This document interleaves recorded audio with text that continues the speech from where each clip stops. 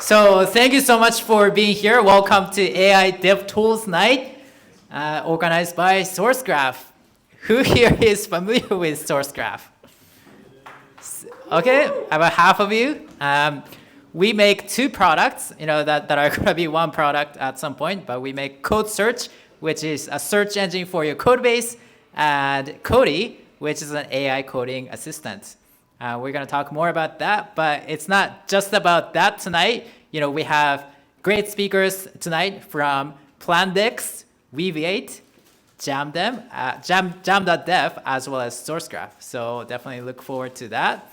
But before we get started, I want to learn a little bit about you. So who here is a software engineer?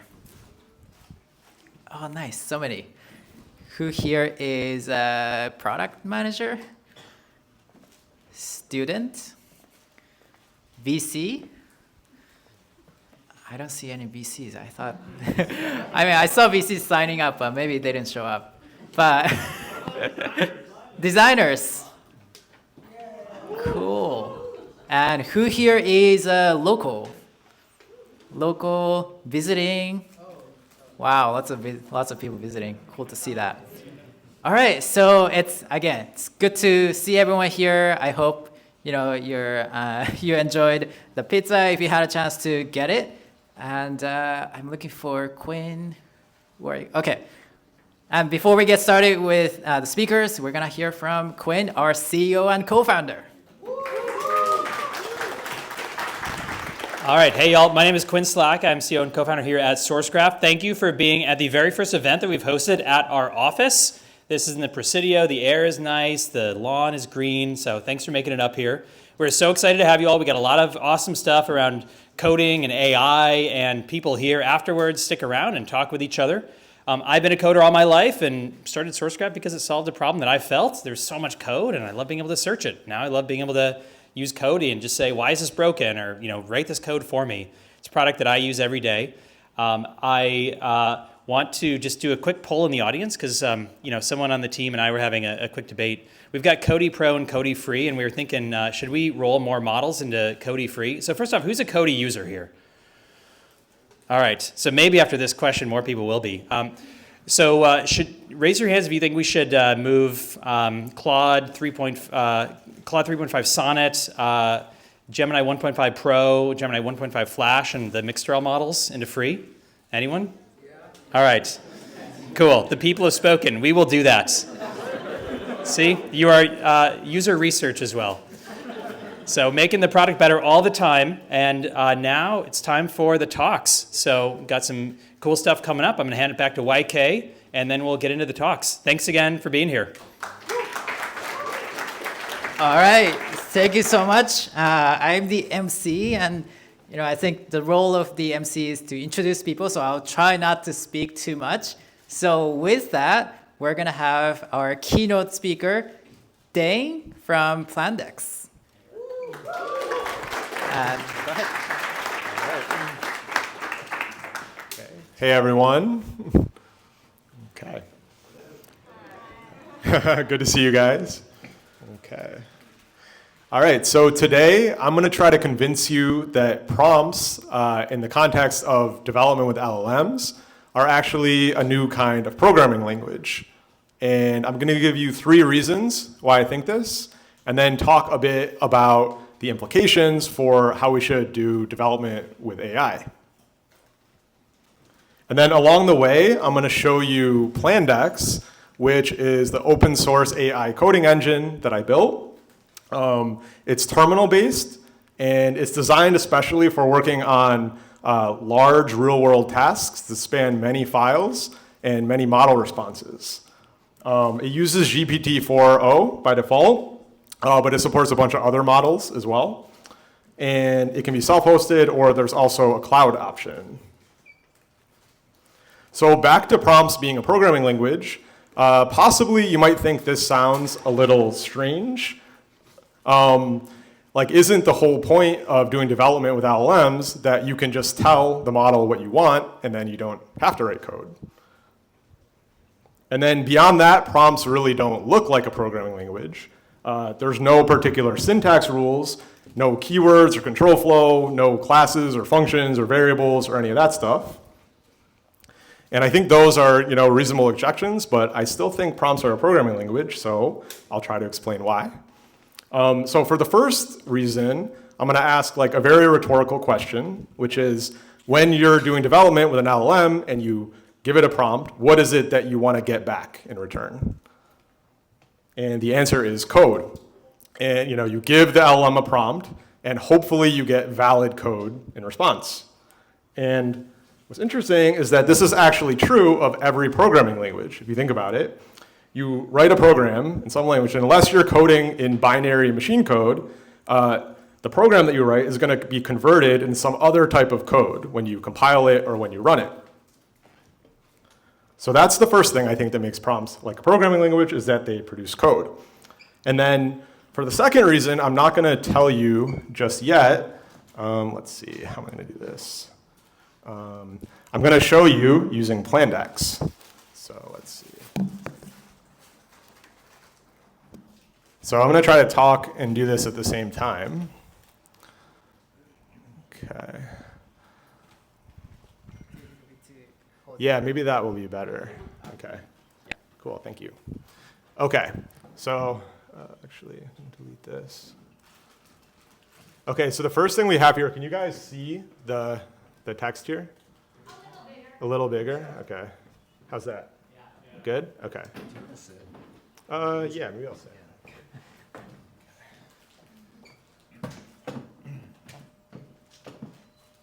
Okay, so these are two different prompts for just a little to-do list web app. And as you can see, one of them is very short, and then one of them is very long and detailed, okay? All right, so now I'm gonna go over to Plandex. Can you see this, the terminal? Yeah, okay.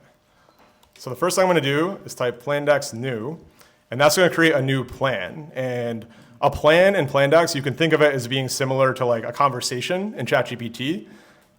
It can be really short and just do like a single task, or it could be a long back and forth that produces dozens of files. It could build a whole feature or an entire app. So the next thing I'm gonna do is load in some context.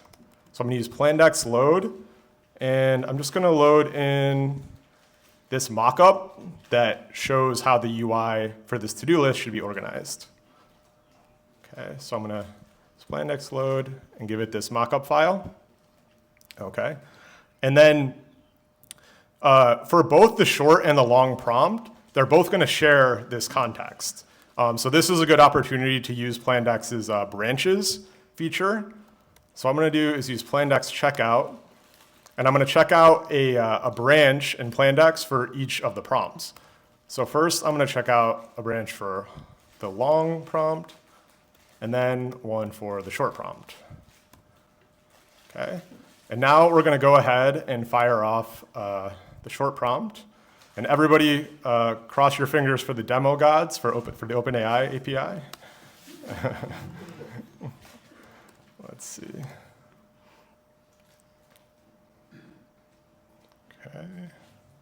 Okay, so now Plandex is making a plan, and then it starts to write the code to implement the plan. And you can see the files that it creates are going to show up down here. Okay. And that's done. So now we're going to check out the long branch and give it the long prompt. So same thing. The -f is for giving Plandex tell a file. I didn't mention that before. Okay.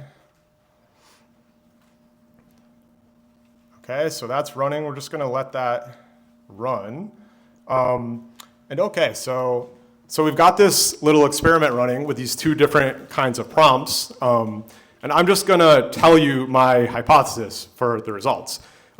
This might seem really shocking to you, but I think the long and detailed prompt is going to produce a better result than the short prompt. Right? So that is that should seem familiar. Like, in what other domain do you need a lot of detail and precision to get a good result? and maybe programming, right? Like if you're writing an app and you just leave out, an event handler or something that you need, it's not going to work. You need to be extremely detailed with programming to get a good result.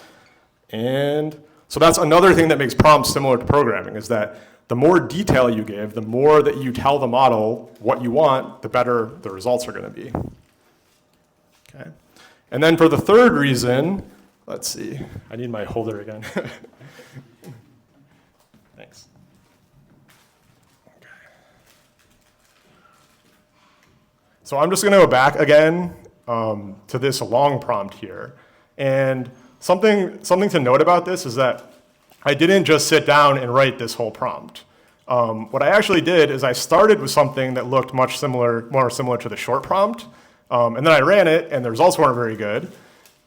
So I thought about like what was missing, and then I added a bit. I ran it again, and I did a bunch of iteration and trial and error before finally getting to this prompt, which works like pretty consistently. And we'll see, since it's a demo, if it's the one out of like 20 times that it fails. But for the most part, it's like working pretty well. So that's the third thing that makes prompts similar to programming, is that when you're coding, like it's not very likely that if you're doing anything non-trivial, you're not just going to get it perfect on the first try, right? It's going to take you a bunch of iteration to get a good result, and prompts are similar. To get a good, consistent result, you're going to have to iterate.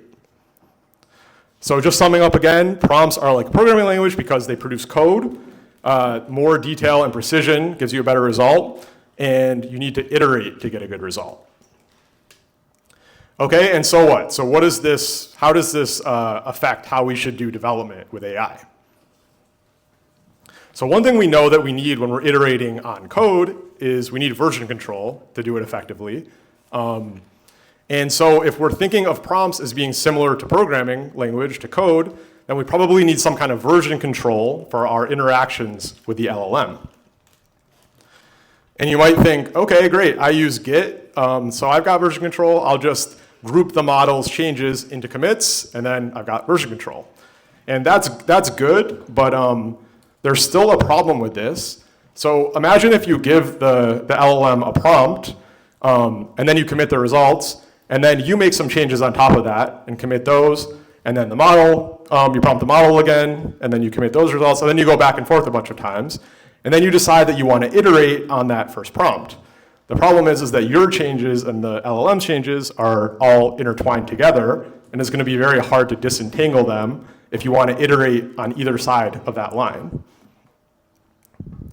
So I think what we need is two different staging areas. We need your staging area in your project, in your repo, which is just your Git repository. And then the model needs its own staging area that's separate, so you don't have this problem of the changes getting intertwined together.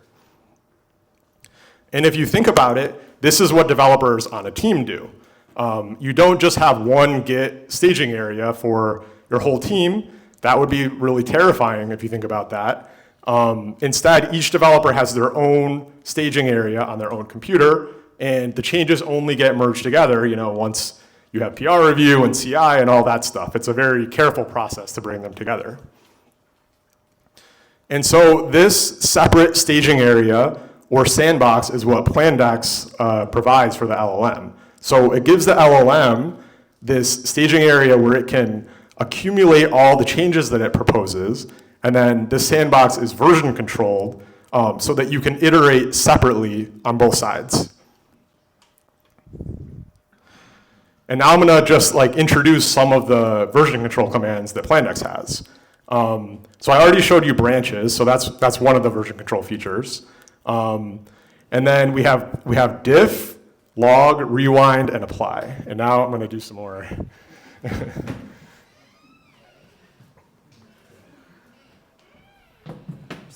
Thank you. Okay. How am I doing on time? Good? Oh, cool. All right. Okay, so this long prompt finished here. And so now I can show you version control commands. So Plandex's version control is built on Git. Here, I'll just go back. So it's built on Git, but it only exposes a very small subset of Git's functionality to the user. So you only need this 5 commands to do version control, even though underneath it's using Git. So first command to show you is diff, and just like git diff, this shows you all the changes that are staged in the model staging area that haven't been applied yet to the project. And then if you like TUIs, there's also a TUI that can show you the same thing. And then the next one is plandex log, which is just like git log. It shows you the history of all the changes to the plan. And then going along with log is plandex rewind, and that lets you either, if you use it with no arguments, it's like an undo button, so it'll just go back one step. You can give it a number of steps to go back, or you can copy a hash from the log output, and you can rewind back to a specific step.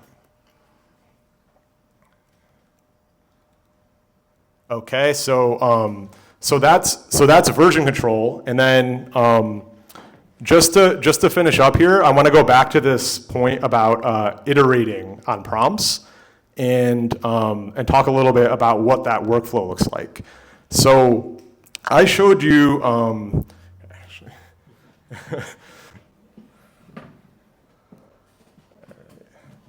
So I showed you I've got these prompts in files here, and I've been giving the plandex tell command these files. But it's not actually the only way to give plandex a prompt. You can just give it a prompt inline like that. Or if you run plandex tell with no arguments, it opens up Vim, and you can just write your prompt in Vim. But I like this workflow of keeping prompts in files and iterating on them. And the reason is that even though the full history of the plan is in plandex, by iterating like this, so you start with a prompt, like maybe you start with a prompt like this one, a short one, and then you see that the results aren't very good, so you keep updating it. So let's say like as a next step, you get you add this. And then, you might get a little bit better of a result from that. And what plandex lets you do is you can update the prompt, and then you would rewind to right before the point that you passed in the prompt, and then you would send the prompt in again and see what that result was. And you can keep iterating. And once you get to a point that you're happy with, it's nice to have that prompt live in your code base, because again, thinking about prompts being like a programming language, that initial prompt basically is like the source code for the output of the model. So if you have, say you produce 20 files with your interaction with plandex, and those live in your code base, it's nice if also the prompt that produced all of those also lives in the code base as well, so that anybody who sees that commit, that that's something else I wanted to show you actually is, okay. So one command I forgot to show you, speaking of that, is plandex apply, and that one's important because that's what actually applies the changes from the model staging area to the project. And when you do that, you have the option of making a git commit with an automatically generated message. So here you can see that plandex made this commit, right?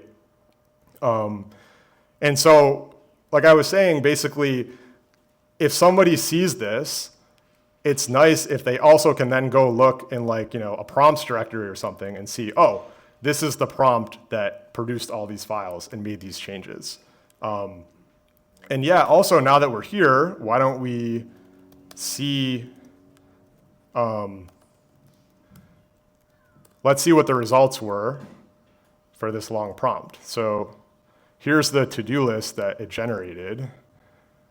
And looks like it's kind of working. Yep. does that. So it's kind of working. It made like this modal. It's interesting because I've been running this a bunch of times. Sometimes it does a really good job. Sometimes it partly works. This time it looks like it partly works. But then if we want to compare the short prompt, we can go back to that short branch in Plandex. I'm just going to remove the files that were generated, and then run Plandex apply again. And then we can see what that looks like. And you can see that with the short prompt, what it basically did is it just took very literally like implement the mockup. It didn't even make the links in the sidebar work. So that's kind of the difference in practice of like, a prompt that just says, build me this, versus a prompt that like specifies in detail exactly how every piece of the app should work. And you can even see like, there were certain bugs where it would, like it's an error if if in classlist.add you give it an empty string, that's an error. And a couple times that I ran it, it did that. So I would add this like, don't do that, And that's the kind of thing, the more of these sort of like edge cases you find and add to the prompt, the more consistent the result is going to be. And so back to the iteration point. So we're on the short branch still, and we updated this short prompt, so we added a little more detail.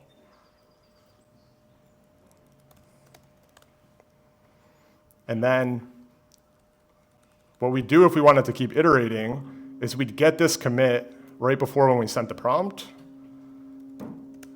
We use Plandex rewind to rewind to that commit. Oh yeah, and then one other thing to keep in mind is that the Plandex version control commands, they're only gonna change the model staging area. So like even though I did rewind, it's gonna undo when I applied the changes. That's only gonna undo that on the model side of things. So the files are still gonna be there in my project, in the repo. So I'm also just gonna remove those as well so that we're starting with a clean slate. And then if we send this again, then we send our updated prompt. And basically the workflow is just that you might do this, a bunch of times until you get a result that you're happy with. And yeah, that's all from me. If you want to try Plandex, you can go to plandex.ai or go to the GitHub. And yeah, thank you very much. Appreciate it.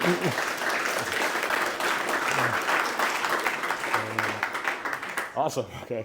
And I think there's like 5 minutes for questions if anyone has any questions. Sure. So a couple of things I was a little confused about. When you say model staging area, Yep.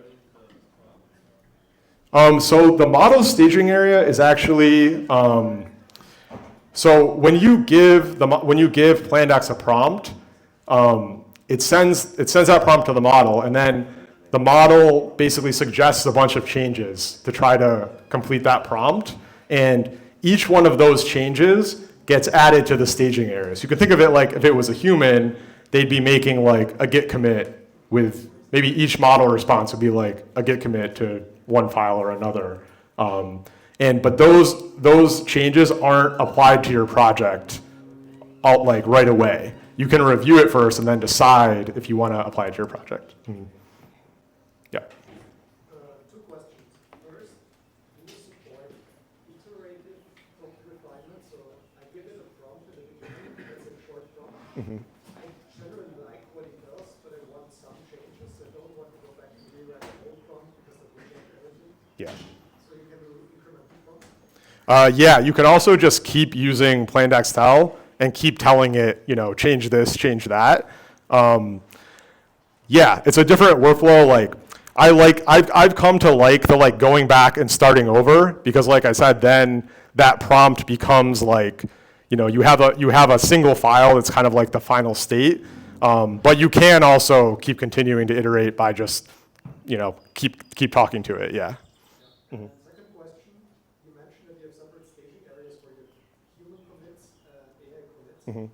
So if I, let's say, rewind the AI, run a new prompt, and then again want to apply my changes, assuming they're compatible, like I would end up merging these prompts here as a git.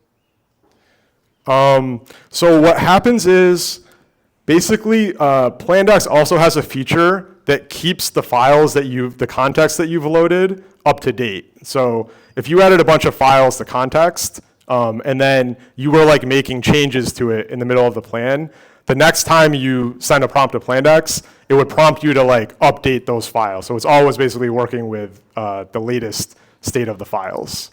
So you don't have conflicts because of that, because it's always working with the latest state. Yep. These were writing new files from scratch. If it needs to make an edit in the middle of an existing very large file, how do you apply those edits? So it can do that. So it uses line number based diffs. So it can make changes to large files. It'll sometimes, if the change is really large to the point that it goes past the model's output, that's not working currently. I'm trying to figure out an approach to get that working. But for the most part, it can handle like very large files as long as they're under the like model's token limit. Yep. What kind of languages or frameworks you use to generate the code? So the code is it's written in Go, and it uses a really great OpenAI library. And other than that, it's not really using any frameworks or anything. So as a user, I cannot specify you generate TypeScript code. Oh yeah. If you're in your prompt, you could tell it, to use React or to use whatever framework you want. Yeah. Yep. So in programming languages, we have these different levels of abstraction. We have like a program which contains maybe classes, and a class contains lines of code. So where on this ladder does a prompt sit? Is it a program in itself? Is it a line of code? Is it an operation, a token? Yeah, it's like a very strange type of programming language because it's not deterministic, so it's going to give you a different result every time. And then also it's kind of like, I don't know, I think of it as being a little bit like, almost like a macro language or something, where it's like happening before it's like a pre-programming language, because you're writing code or prompts that are writing the actual code. So I don't know, I think it's a good question. It's sort of like this weird new type of programming language that we're like figuring out like where in the stack it sits exactly. Yeah. Yep. Where do you see this being used more? Do you see it being used as a coding assistant? Or do you see it, because when you said building, initially I thought this was when you were using AI in a product and your prompt engineering to put it in a product. Because it seems like if you're using it to write something, maybe it doesn't make sense to track prompts as much because you're just going to get the output, and maybe you want to keep track of it to do it again, but for a different thing. Yeah. Where do you see it kind of being used more? I think it can, it's kind of up to you. Like it kind of depends on the project. Like the way I use it, sometimes I just use it for like throwaway things where it's something quick, and then I don't really follow that workflow as much. I might just give it a quick prompt. But if I'm like building a feature, this is kind of the workflow that I've come to use. Yeah. And do you reuse the prompts? Like, do you go back to other plans and like pull things out? Like, is that where you find it useful? Or? Sometimes, yeah. Yeah, like, if I'm like using a prompt to add a new command to Plandex, and I find that like, this certain language gets it to not screw up a command, then it's helpful to use that in another one. Yeah. Okay. Okay, thank you very much.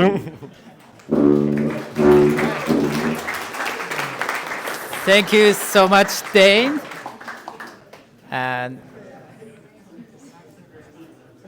are we ready for our next speaker, or do you want to listen to the music instead?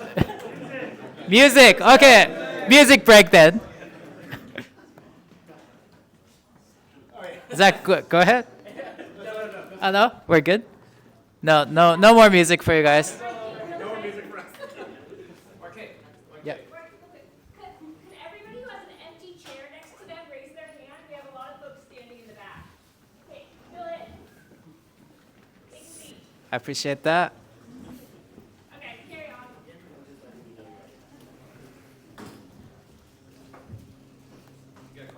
All right. Are you ready?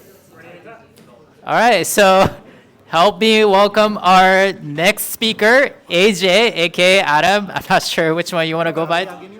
He goes by both, so help me welcome AJ. Hello! Okay, I just realized I gotta pull this over. That did not work. How is everyone doing today? Nice. It's super good to see y'all. Actually, I see several familiar faces. Yo, what's up? It's good to see you again. I'm just waiting for this thing to come back. All right, and we're gonna change from the Sourcegraph webpage, from the Plandex webpage to my slides. Okay, so I have about 10 minutes. I'll try to go through these in a reasonable amount of time and take some questions at the end. Hopefully there are some questions. My name's Adam. I also go by AJ. It's good to see you all here. I work at this company called Weaviate. Is anyone familiar with Weaviate? Okay, good chunk, but also a big chunk that's not familiar. So this will be a good opportunity to share what we've been working on over the last few years and how we kind of predate the large language model era. So just quickly before we get into the things, I know YK already did this, but I was looking this way at the time. Where are my designers at? Hey, any salespeople here? Hey, cool. Any product managers? I think I saw some front. Nice, good to see you. And of course, where are my developers? Nice, okay. Big fan of Bomber and Bomber Speak. So I'm also a software engineer. I work at Weaviate as a developer relations engineer, and I've been doing developer relations for the past 3-ish years now. Oh, actually longer, it's like 5 years now. It's been an incredible journey. I used to work in education beforehand, and I thought I would build an education platform to help like schools get connected with technical educators. And that worked out for a few years, but I really wanted to come to the Bay Area to learn more about how tech was being done in the Bay, like how pros did it. And I'm really thankful that I did come out here. So finding developer relations has been this like perfect amalgamation of like my personal passions and my professional skill sets. So today's talk is about Weaviate, and Weaviate is at its core a vector database. And the idea behind a vector database is that it offers a lot of like capabilities on top of your applications that plug into your language model applications. And one of them is search. So I want to just drop this idea on you. Everything that we do, not just on the internet, is basically search. From going, let's talk about examples on the internet while we're here. So we got Spotify. I think this is Spotify. We have IMDb, Amazon, Wikipedia, and whoops. These are all examples of how we use the internet for search capabilities. And this is like baked into effectively every application and every experience that you can think of when you think of the internet. You start with some information, you figure out what you need to do, then you can execute on it. Turns out that this mode of thinking, this operation of thinking, is not just on the internet. It also happens when you walk into a coffee shop or when you open up your map. You're basically searching for 103 Montgomery in the Presidio. Where is the Sourcegraph office? Or if you walk into a coffee shop, what is the thing that I want to get? Do I want to get a triple shot espresso or just, a regular tea? And so this idea of search is everywhere in the way we think, in the way we look for things, in the way we execute on information. And so search is in the apps that we build and in our daily lives. So when you think about search, it's actually this idea of knowledge management. And what we're trying to ultimately do is encapsulate information so that it's easy to find. That's exactly what Cody's offering, like the ability to find very specific logic that you've written out. That's what Sourcegraph is offering. And with the ability of Cody, you can now do things like, why is this code not working? Like Biang's example earlier. Quinn's example earlier. So how good is search? How good is Google search? You see, Google search in the past Google has kind of held on to this capability of search for a really long time, and they've built a very incredible search capable platform. And so with the democratization of AI, we've also moved towards this world where we can leverage some of the AI capabilities from language models into our own applications. And that's effectively what we're trying to do. Now, you might be asking, what's the problem? Search works. And if you search for something like, why do airplanes fly? Then you might run into a situation that uses, that has results that look like this. Why Why fly airplanes? Why you should fly with expensive airplanes? See, this search query actually would yield a set of results like this because it fully satisfies the keyword search requirements. In a keyword search query, you'll basically pull out each of these keywords and find results that are tied to those keywords. You might re-rank them for better relevance, but you might get a result that is totally irrelevant. And so this is actually a challenge of traditional search or keyword search, because these are the set of results that will likely come up in a keyword query. So you can check out this meme for a second. But I'll move quickly off of it because I'm limited on time. So now we move into this world where we can leverage the capabilities of language models that have these like intuitive senses of like what things are and what intentions you might have in a query. And you can take the same semantic meaning behind your sentences and use the semantic meaning to query for other data. Yeah. So how does querying for semantic meaning really work? It all comes down to machine learning models that represent your information as numbers, or more than just numbers, a list of numbers. And you might consider a list of numbers to be like a vector or a large array. But we'll call them vectors because these are really large number of dimensions in vector space. And so the idea of these machine learning models is that you can pass in some information and then have it represented as a set of numbers, and it'll be pointed in some vector space that is highly dimensional to the tune of like, could potentially be hundreds of dimensions or even thousands of dimensions with some of the models that we're starting to see on the forefront of technology today. But here's an example with 3 dimensions. This should be pretty familiar with almost everyone, and definitely the designers in the room. If it's not, you should know about this. But basically, RGB is an encoding of 3 sets of colors that can encode every color. So you have effectively 3 dimensions, and with these 3 numbers, you can produce every color on the color gamut, like this. And with machine learning models, you're basically passing in some word that gets translated into an embedding. There are tons of machine learning vectorizer providers. For example, Cohere, Hugging Face, Mistral, OpenAI, of course, and Ollama that allows you to run all of these vectorizers on your local machine, and even Gemini has this too. But at the core of vector search or semantic search, it's this idea that you're passing in this text into the machine learning model. The machine learning model will generate this set of vector embeddings or a large array of numbers to the tune of potentially hundreds of dimensions. And here's the second query, or here's the results. So this is one result. This is another result that we haven't seen yet. Airplane wings are shaped to make air move faster over the top of the wing.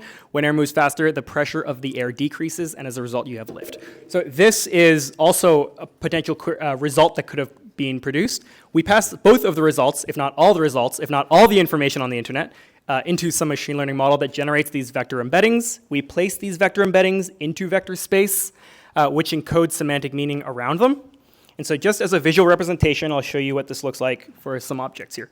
See, banana and apple are closely clustered together. Wolf, dog, and cat are somewhat clustered together. Google and Apple are also clustered together. Maybe Weaviate and Sourcegraph would be clustered closely together because we both offer a search capability. But yeah, going back to our example, we have the query, why do airplanes fly? We get a vector embedding.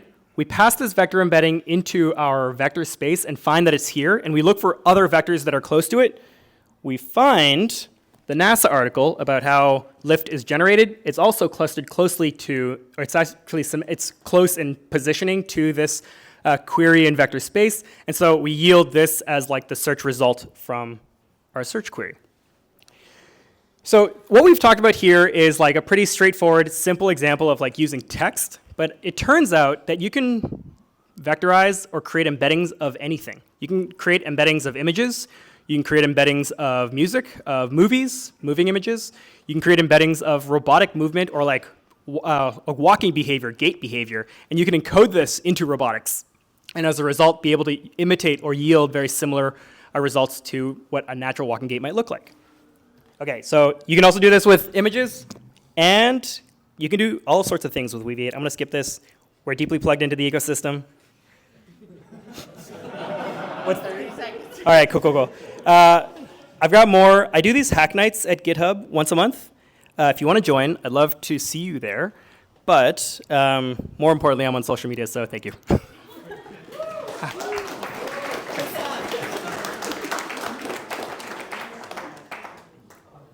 Cool. I can take some questions. And in the meantime, questions? It's time for questions? Yeah. Okay. Was it Zach? Yeah. Zach says I have a few minutes for questions. Hey.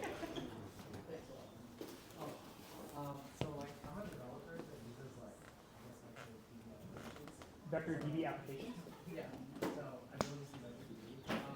So like, I mean, I guess if you compare yourself, hypothetically, I guess big rag, like Pinecone, I don't know if that's very good, but like Pinecone, Databricks, things like that.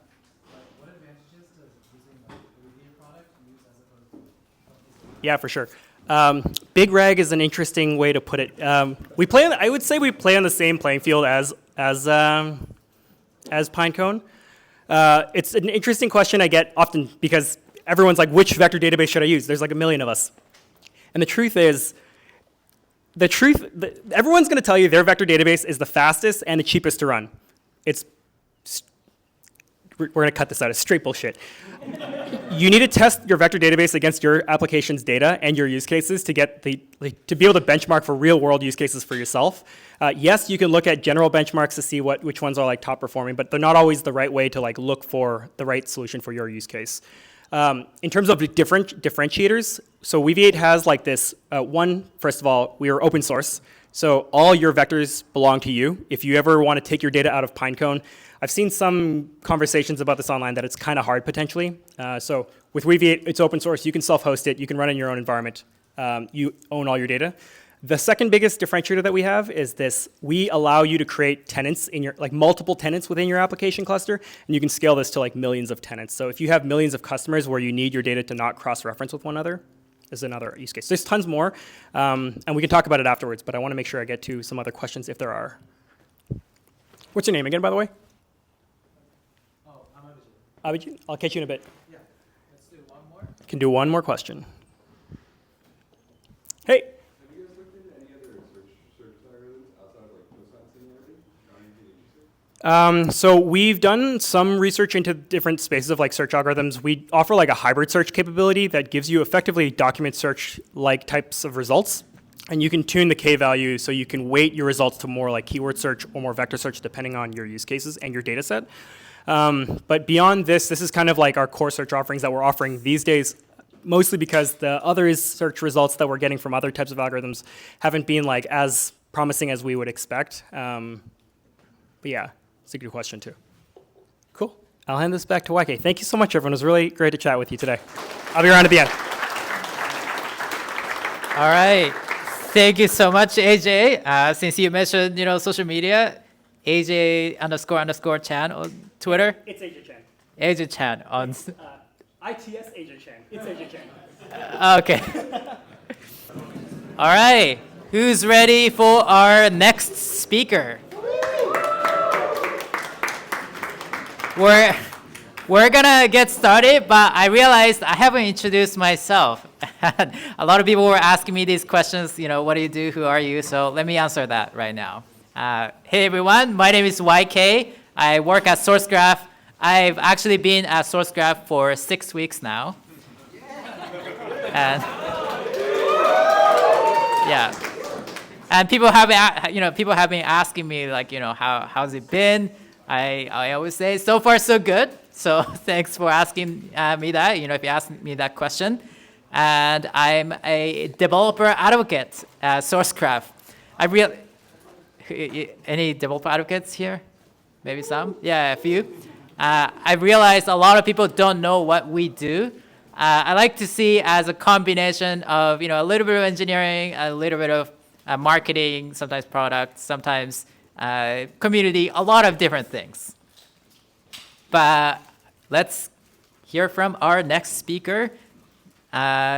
Please help me welcome our next speaker, Danny from Jam.dev. Hey everyone, I'm Danny. I'm the CEO of Jam, and I'm going to talk to you today about the future. Why am I talking to you about the future? Well, because we built a way to help engineers fix bugs faster. And the way we do that is we eliminate all the back and forth that usually happens after an engineer opens up a Jira ticket. We built this screen recorder that plugs into DevTools, and so you can record your screen, and it also captures every single thing an engineer needs to debug and figure out the issue, right? Like console logs, network requests, session details, user ID, everything right there in one place, so an engineer doesn't need to ask any follow-up questions. And it's working, which is super exciting.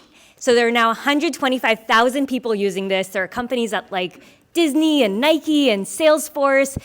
They're creating nearly 500,000 jams every month. And my job as CEO is to make sure we keep growing. And so I think a lot about the future. And what's interesting in our space is, well, the way we develop software is going to change a lot in the future.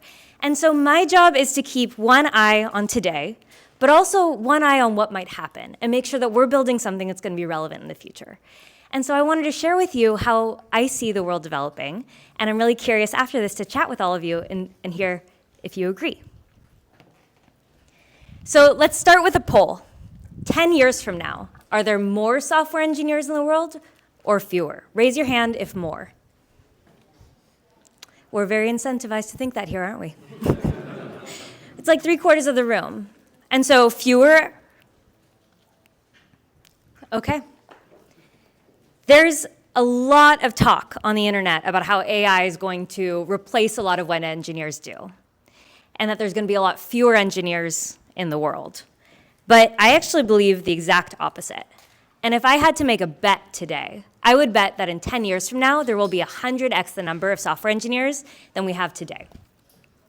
So I'm going to share with you 3 predictions about how I think software engineering might change given AI. The first is just a lot more engineers. The second is not only will there be more engineers, there'll be more demand for engineers. And the third is I just think it's going to be a heck of a lot more fun and productive to be an engineer 10 years from now. So let's talk about prediction 1.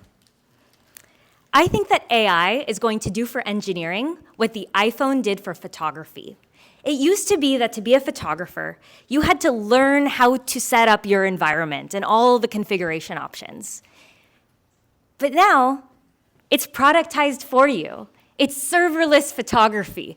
Anyone who wants to be a photographer has the tools to be so. And I think AI will do that for engineering. And that's actually the trend that engineering's been on anyway, right? In every new wave of tools and infrastructure, we abstract away what the engineer needs to know, and so they can spend more time writing code and creating. And AI is like the pinnacle of that, right? AI is going to install your dependencies for you. AI is going to manage Webpack.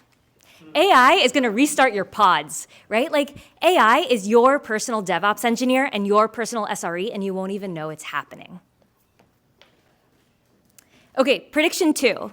Most people think that there's going to be a lot less demand for software engineers, that companies are going to have fewer engineers. We hear people say companies will have 20 engineers, now they have thousands.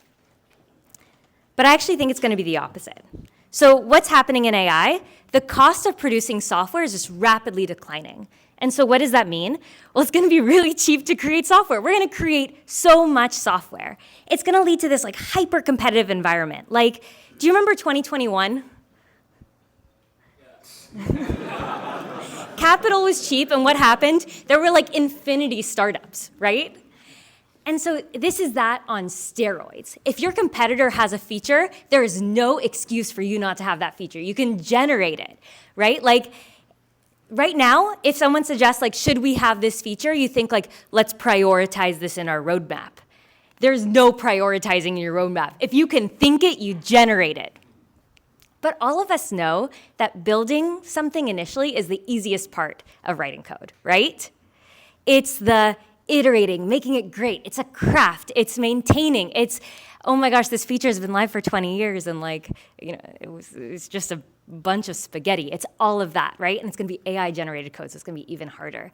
And so imagine right now, what you're responsible for in your job, that feature area. Imagine if that scope was 10x or 20x. what that would mean for your day-to-day. Like, we're not going to have fewer engineers in the office. We're going to have a heck of a lot more. At the same time, as the cost of producing software declines, suddenly it will make sense to create software that isn't economical to create today. So the same way that the internet made it make sense to write niche content, it will suddenly make sense to write niche software. Here we've got Dolly-generated Tinder for dogs, an app for counting sheep. So not only will we have this broader surface area that every software company is maintaining, there will be more software companies overall. So we're just going to need a lot more engineers. There's an analog to this. Back in the day, before spreadsheets, there were people who manually did calculations. And then Excel and the rise of the PC made it really, really cheap to calculate stuff. So you'd think, great, we need fewer analysts now, right? It's really efficient to do calculations. But actually, the number of people who are getting jobs as analysts and accountants is growing, not shrinking. And that's because as calculations become cheaper to do, we do more of them, and we rely more on them in our businesses. And so the same thing for computing, right? The cheaper it becomes to compute, the more we want to compute things. There's a name for this. Has anyone here heard of Jevons paradox? This is an economist from the 1860s. He basically stated that it's counterintuitive, but the more efficient a resource becomes, we actually use more of it, not less of it. When he wrote this, it was about coal and the steam engine, but it also applies to AI and computing. Okay, my third prediction. I just think we are going into the most exciting time to be a software engineer. So first, like we talked about with AI is going to be your personal DevOps, your personal SRE. In your job as an engineer, like 60% of the time, you're like in flow state, doing the thing you love. And 40% of the time, you hate everything, right? There's all this annoying stuff you have to do that is part of engineering. Like, why is the build failing?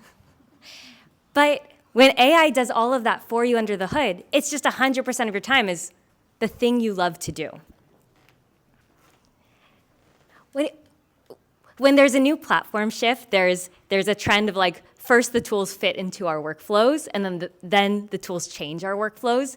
The first like AI software engineering tools were like Copilot and Cursor. It's like fancy autocomplete. They totally fit into the workflows we use today. But when I see Devin, I think that's a sneak peek at the future. Who here has tried it? Anyone in the early access? So since most of you have yet to try it, here's how it works. Devin is like an AI intern. You chat with it, and then it goes and does the task you just told it about. And then it comes back to you, and it's like, here's what I did. And you're like, okay. And then you like give it some feedback, and then it goes and does it. It's really like having a junior developer at your fingertips. And it gives you this glimpse of how we will develop software in the future, where instead of spending most of your time programming, you'll be managing a fleet of 100 Devins who are all off going and doing tasks. And so you're like at a higher, more strategic level, orchestrating what are the tasks and reviewing all their work and giving feedback and iterating. And for us at Jam in our space, this is quite interesting because right now all of our jams are sent between humans. Like a PM has some feedback about a feature.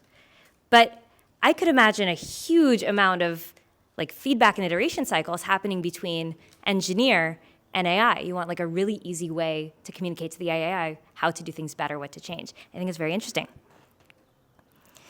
The last reason why I think software engineering is going to get a lot more interesting is because the type of software that we'll all be developing will change. With AI, we're going to go from developing tools to developing services. So while today you might build an accounting tool, in the future, you're going to build an accountant. And so we're going from this world of CRUD apps where we can kind of guess what's the world of like inputs and outputs to this super complex state, non-deterministic software with millions of possibilities. Imagine debugging that. It's going to be crazy, you guys. So that's why when we talk about like what's the future at Jam, what should we be building towards, we think we're all moving towards a future where there's going to be 100x more engineers in 10 years, and that engineering is going to be a lot more complicated, a lot more challenging, and a lot more interesting. And if you think so too, jam.dev/careers. Thanks, y'all.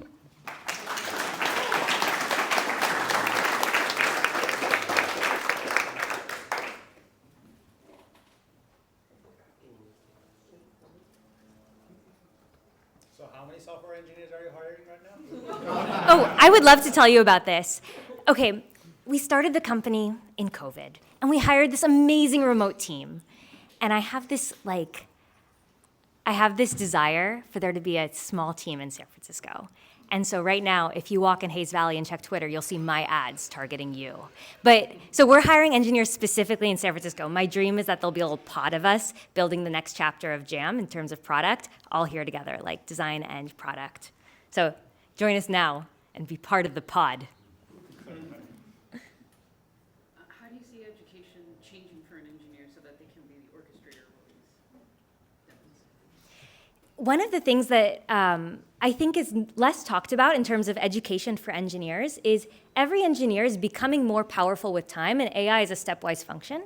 And there's like a saying, like, just because you can doesn't mean you should. In today's software-powered world, software has this crazy amount of impact, and it's only becoming more. I think the same way that now it's more important for computer science students to take a security, cybersecurity class, I think now more than ever, it's really important to start embedding at least morality conversations in computer science education as we go into this future. Hi, Danny. Thanks for giving the talk. Thank you. So I came here with a pessimistic mindset because I've been thinking that, software engineers are definitely going to be obsolete in the future because of AI. So based on your talk, I have two questions for you. One is that would there be more software engineers or prompt engineers if the AI is coming at us? And the second one is, your third point is one engineer will lead about 100 devons. So why hire 100 engineers instead of using the devon subscription? Yeah, so those are my two questions. Does anyone know who Ben Evans is? He was a VC at A16Z and now writes on his own. He has this thing that he says, which is we can always imagine the jobs that will be taken away because you don't actually have to imagine anything. We can see them. They're right there. It's really hard to imagine the jobs that will be created because you actually have to imagine it, and imagining something brand new is really hard. And so that's I think, how we should think about what it will be like to be a software engineer in the future. It's really easy to see what will be taken away, which is the programming aspect. But it takes sort of a leap of faith to believe what it may be in the future. I think that if we say, okay, a devon is like a junior engineer, and we no longer need to do the things that a junior engineer does, and now we all get to act like senior engineers, what are the things that's left? It's breaking down tasks. It's using judgment and crafting a product. It's thinking about the future of the company, where it's headed, and making decisions today. It's building a team. It's strategy. It's really building product, not just writing functions. Let's do one more question. Are you essentially saying that low code, no code is the future, and engineers will just be doing low code, and that's how what an engineer's job is going to be? You could say JavaScript is low code because we should all be writing assembly, right? Advancements in technology are just what's happened after you were born, and so the question is will we call it low code in the future to work with an LLM? We're used now, but to describe the future, now when you say low code for applications where you don't have to be a traditional classically trained engineer. I think that in 5 years we're still largely touching code. And the reason for that, but the barrier to entry is much, much lower. So right now, if I want a low code tool for myself for something at work, I have to sort of Zapier this thing together, and it's very limited. But with all the AI assistants, it can actually be built, and I can go in and tweak it, and it can help me do so. And so I still think we're dealing with code.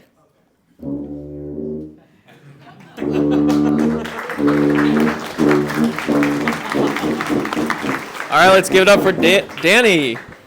That was awesome. That was so inspiring. How's everyone doing? Everyone having a good time out in the Presidio tonight? It's amazing. The sun is still out. Summer's here. And thank you all for coming out on this warm, well, maybe not so warm, Monday evening. Thank you, Quinn. So I wanted to kick off the final talk here with a little activity. So quick story. When Quinn and I were first starting the company, way back in the early days of 2013, there was no AI back then, and developer tools were not a very hot investment space. In fact, if you said the word dev tool to an investor, they basically just get up and walk away. But here we are in 2024. It's an amazing time to be a developer, to be building AI developer tools. And just in the spirit of what Danny was saying about how developers are going to be here for the future, I thought you'd all indulge me. Does anyone know the Steve Ballmer developer chant? Developers, developers, developers, developers, developers, developers, developers, developers, developers, developers, developers, developers, developers, developers. Woo! All right, thank you for indulging me. We are here and we are heard. Okay, so I'm here to talk about Cody. Cody's an AI coding assistant, and it's kind of like a perplexity for code. So I'm going to talk about the technical journey of building Cody and share some of the lessons that we've kind of learned along the way. So how many here have used ChatGPT to generate code before? Okay, basically everyone. All right, it's an amazing tool. So here I asked ChatGPT, show me how to use the Sourcegraph API to fetch references for a given symbol. And it did an amazing job. Like, our API is in GraphQL. How did it know that? Our API has a repository node, or the commit node, or the blob node. That's the correct argument. How did it know that? It's incredible. But there's a problem here. Can anyone spot the problem? Yes, Quinn? You in the back there. Correct, sir. There's a hallucination. So how many people here have encountered hallucinations when using ChatGPT? Do you find them annoying? Cool. Now, we found them annoying too. And when we were playing with ChatGPT originally, we found that there was this one weird trick you can get to make ChatGPT hallucinate a lot less. And that's if all you got to do is you got to go hunting through your code base. And if you find an example that's similar to the thing that you're trying to do. So in this case, I'm like, hey, ChatGPT, here's an example code snippet from the Sourcegraph code base. It's hitting that API endpoint. It's not in GraphQL. It's using the TypeScript client. But maybe this is enough context to help you get the right answer. And sure enough, if you do that, you not only get something that looks valid, but it actually is valid. It gets the correct argument list to that references node. So that's all you got to do to make AI, reliable to achieve the fully automated, Devon future of software development, right? And so we decided to take that one weird trick and essentially productize it. So I said earlier that Cody is kind of like a perplexity for code. Well, what's step one of building a perplexity for code? Anyone? Well, you got to build a Google for code first, right? Because something's got to retrieve the code snippets to fetch into the LLM context window. And so that's essentially what we did. So we're Sourcegraph. We've been around for about 10 years now. We got started back in 2013. And originally, the problem that we were trying to solve was this problem of working and understanding large amounts of code. We live in a world where there's more code than ever. A lot of us work in large enterprise code bases. Even the ones that are working in startups, we pull in so many dependencies through the open source universe. And that was a big, hairy problem for us at the time. We spent all our times as developers just banging our head against the wall trying to make sense of the existing code. And so the first product that we built was code search. So Sourcegraph is a code search engine. You can search for any symbol out there in your code base or in the open source universe. And then we also built a very nice code browser that essentially maps the reference graph of code. It walks every symbol, every reference, every definition, indexes it semantically, allows you to jump to definition, find references, all without having to set up a development environment. And fortunately, actually, before I get to that, I mentioned we've been around for 10 years. So we started the company, and we've been fortunate enough to grow and build a tool that many developers love. So today, we have a huge range of customers and users, ranging from very early stage startups, people hacking in open source, all the way up to anyone here heard of Leidos? Some of you may have passed through some Leidos security scanners on the way through here through airport security. And then also like the UK Department for Works and Pensions. It doesn't get much more old school than that. So the thing that we realized that everyone has this issue of like, hey, we got code, everyone's building software these days, and everyone wants to be moving more quickly. Okay, so it turns out, if you build a code search engine, it turns out to be the perfect retrieval augmented generation engine, RAG engine, for a coding LLM. So I'm going to play a video here just to make it really concrete. We're going to compare Cody to another popular coding assistant. I won't say the name. I don't want to call anyone out. But we got essentially Cody on the left here, and then a competitive coding assistant on the right. Okay, so basically, the question is like, how good is your coding AI, right? Okay, so I'm going to ask a simple question. The question I'm going to ask is, where is the chat UI? Where's the chat UI in Cody? I'm actually in Cody's code base right now. It's open source. Anyone can check it out. And we're going to give the competitor a head start. So first question we asked, I forgot to include the context. So if I don't include this special @workspace tag, it doesn't do anything at all. It says it can't answer the question. If I do, it tries to do some like agentic stuff. They're all in on agents, but it turns out it's kind of slow, it's kind of stochastic, and then over here, Cody's already finished. So Cody got a bunch of results surfaced by our fantastic code search engine. I can kind of like page through them and see exactly what they are, so I can audit the quality of the response. And then I get a really good response, basically outlining, this is where the chat UI is defined. It's in a folder called chat view. That's pretty easy question, pretty easy folder to identify. There's a history manager. There's a view model, and then on the right, without the benefit of context, the competitor's product, it only gets like 3 files, one of which is like the change log, and then it gives like a 1-line answer. So this, in a nutshell, it's like Google versus Alta Vista. This is why search matters when you're coding with AI. So anyone here use the product on the right? Just out of curiosity. And you pay for it? No?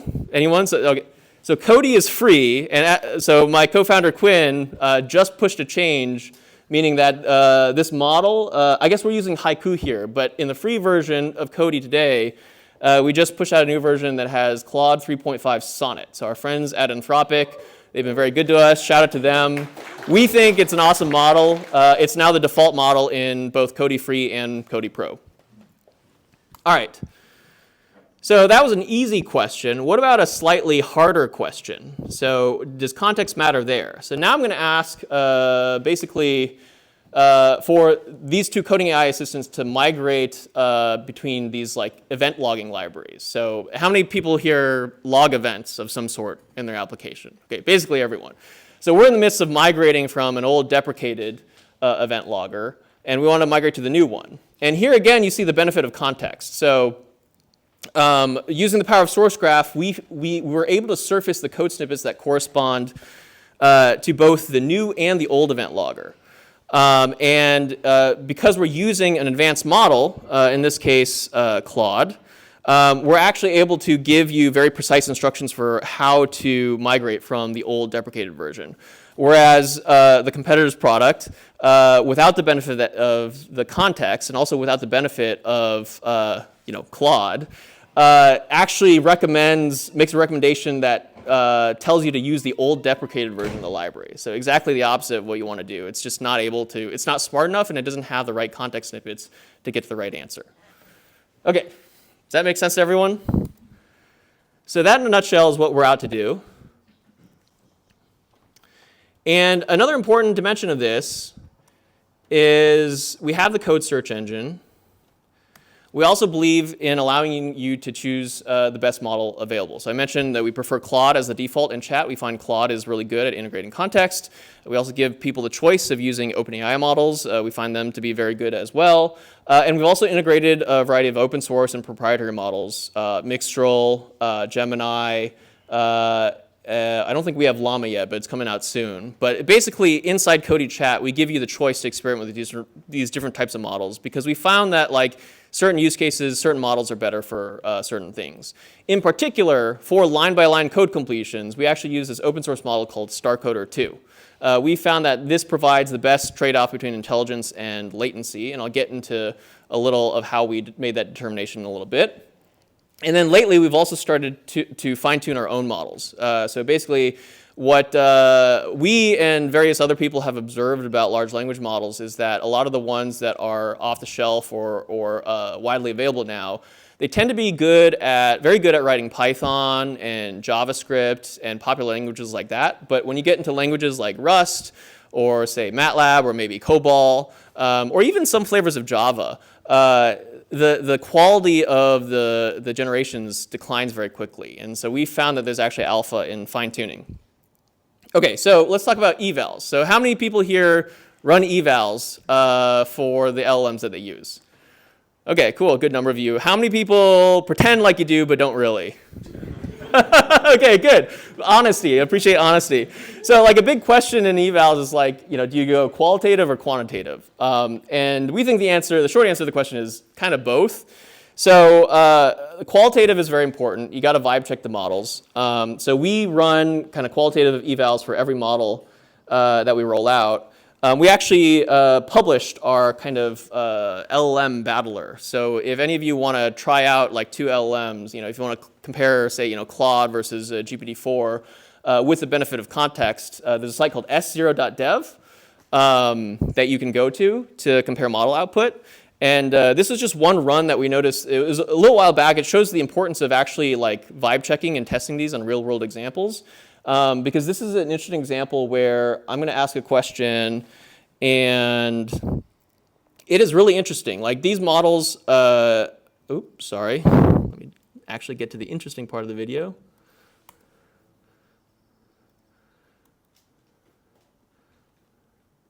What we noticed a while back was comparing Claude 3 Sonnet and GPT-4 Turbo, there were certain questions where the models behaved differently in terms of how they attended to the context that we provided. So we provide the exact same context to each of these models.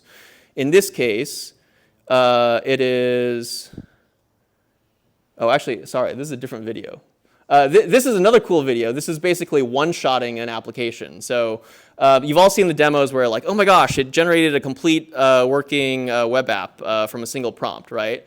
Well, what if you want to do that inside your organization, targeting specific libraries, not just like the generic, what's in the training set, but like I want to use this specific charting library and this specific library for, in this case, fetching stock tick data. This is a rather long video, so I'm just going to skip forward to the end here.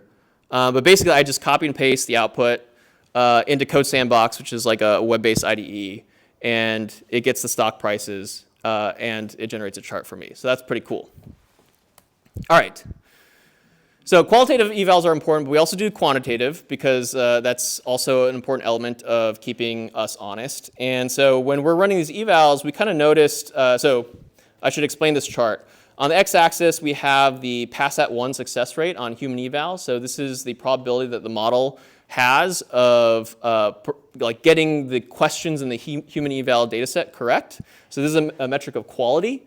And then on the y-axis, we have latency in milliseconds. And smaller is actually higher. And the reason this is important is because we're evaluating this for inline code completions. So it's not just the intelligence that matters. Latency matters a lot. In fact, if your code completion takes longer than 1 second to complete, you can see the drop in acceptance rate very precipitously. So like the green area here, I don't know if you can see that. This green area is basically like the acceptable zone. I thought it was the tuba guy, but it's just the foghorn. The green area is it's very intimidating.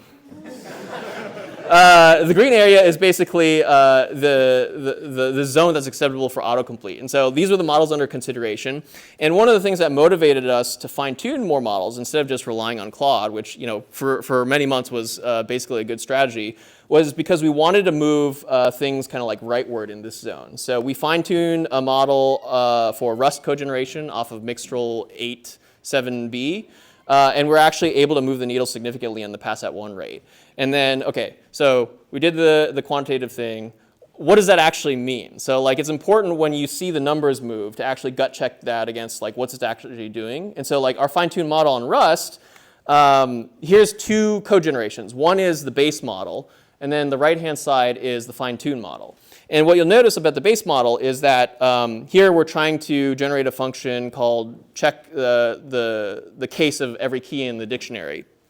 The base model basically emits code as if it were kind of like a Python developer, but like trying to learn Rust for the first time. So it tries to it invents this is ASCII uppercase function on a string. That doesn't actually exist on a string in Rust. And so it doesn't compile. But after fine-tuning, the code it emits actually iterates through the string character by character, and then in Rust you actually do have an is ASCII uppercase method on characters. So it's pretty cool to see the kind of like quantitative metrics move and correspond to actually qualitative improvements to code generation in that language. Okay, so we've fine-tuned a model for code generation. Does that mean we don't care about context anymore or context retrieval augmented code generation? The answer is no. More context constantly pushes the boundary of what's possible. So the next frontier of this is a thing that we call open context. This is an open source protocol for bringing in additional context sources into Cody and into your tools. So there's so much context out there, not all of it's in your code base. It could be in your chat, it could be in your issue tracker, it might be in your production logs. And so we want to bring that all into the tools that developers use day to day. So inside code search, it's like we can add that to the file browser. So imagine if you're browsing along code, every style sheet you see is linked to documentation about those styles, and every React component you can kind of visualize. That's pretty cool, right? And then for AI, we can do the same thing. So here's an example of my co-founder Quinn using Cody, where it's actually pulling in context from the documentation. So this event logger class is not publicly documented anywhere. It's basically documented in our private docs. And, oops, sorry. I have to narrate a little bit better.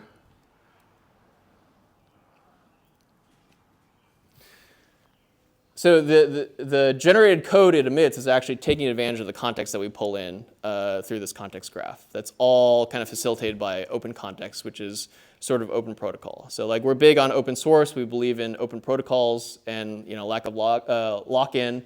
And so this is actually referencing this piece of documentation, which contains the examples needed to generate the appropriate invocations. Okay. So what's next? I think Danny alluded to this in her talk. It's like, really, how is the landscape of software creation going to evolve?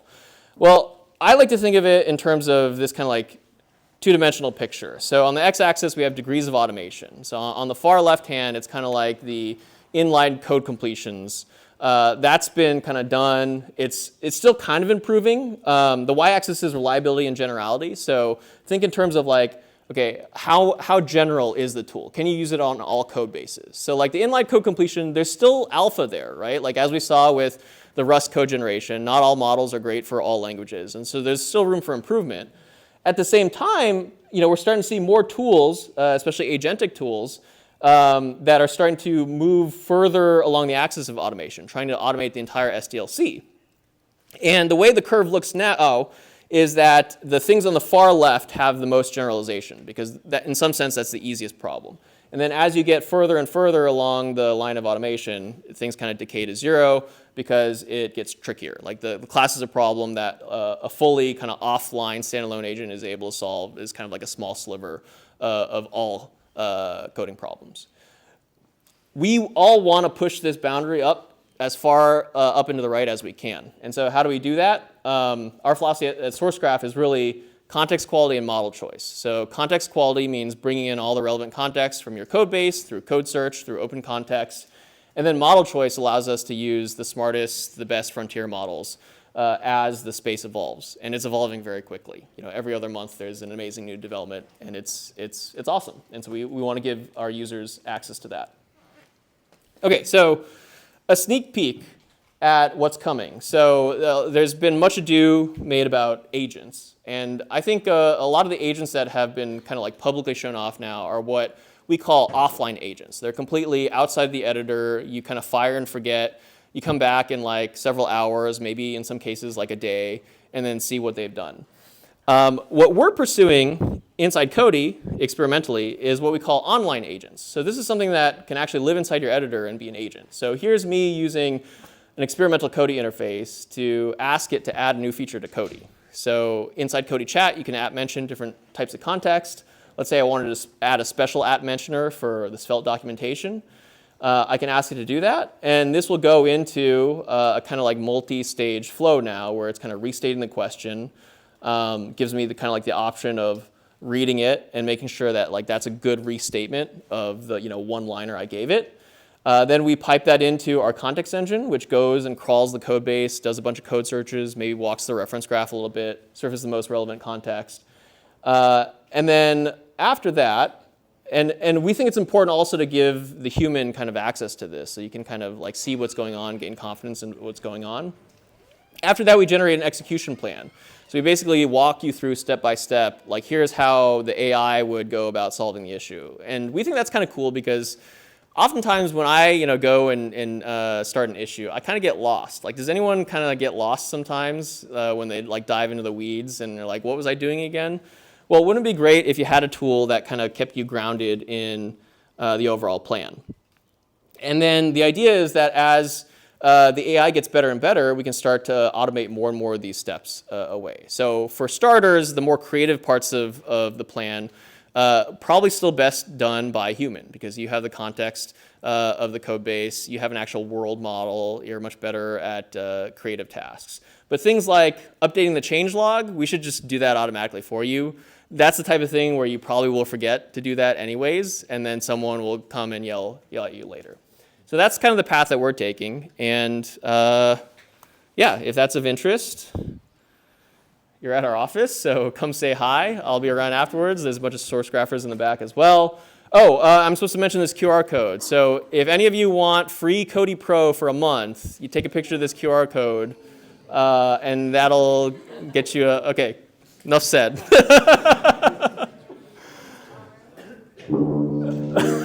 All right, that's my talk.